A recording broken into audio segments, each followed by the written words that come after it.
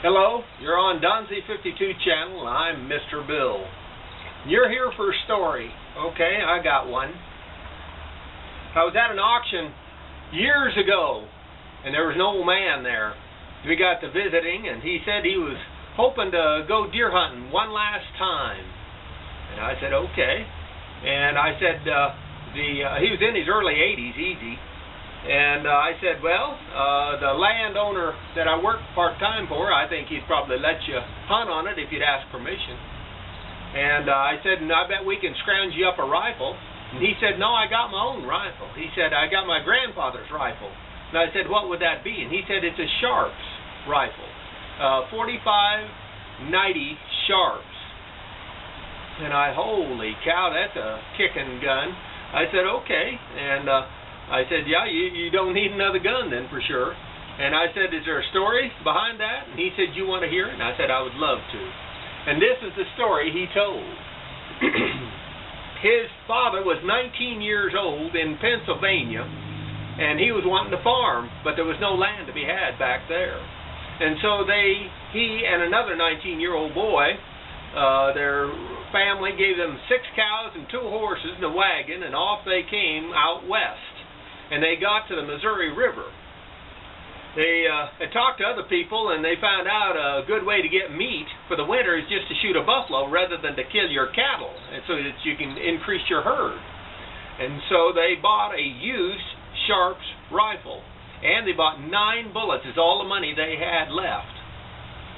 They crossed the Missouri River then, and they got on the Nebraska side, what present-day Nebraska City is. They were very near that area.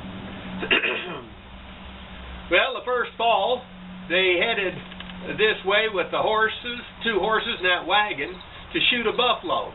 Now, the Army had told them, whatever you do, stay south of the Republican River, because it's Sioux land. If you cross on the north side, they will kill you without mercy.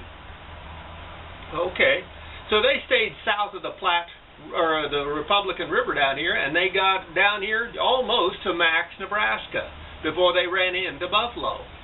And they saw some, and they shot and killed 2 buffalo. And they then spent the next 3 days. They found a sand blowout so they could start a fire without setting the prairie on fire. And they jerked that meat. And they had a wagon load of meat, I'm here to tell you. On the 3rd day, they were just packing up and getting ready to head home. And on the bluff, about 200 yards off, was an Indian on a horse watching them.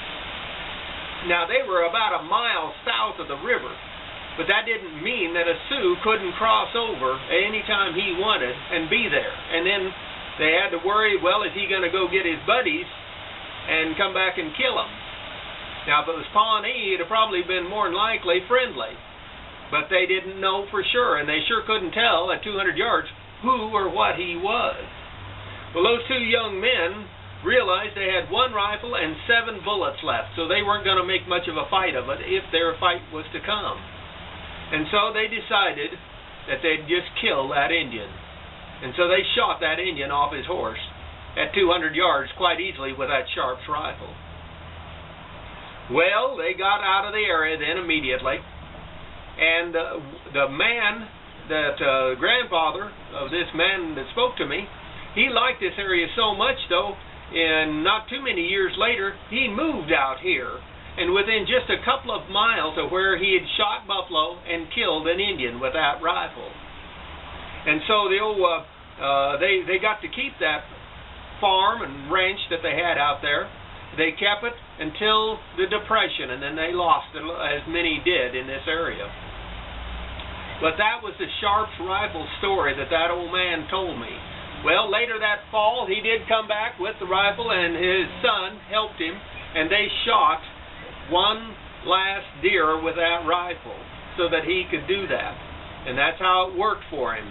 And he showed me the rifle the day that he was out there hunting, and so I got to hold a rifle that killed buffalo and killed an Indian. And I'm here to tell you that you could feel the history in that weapon that had been there and had served its owners. Now, I know a few of you will say it was murder straight out and out, and it probably was.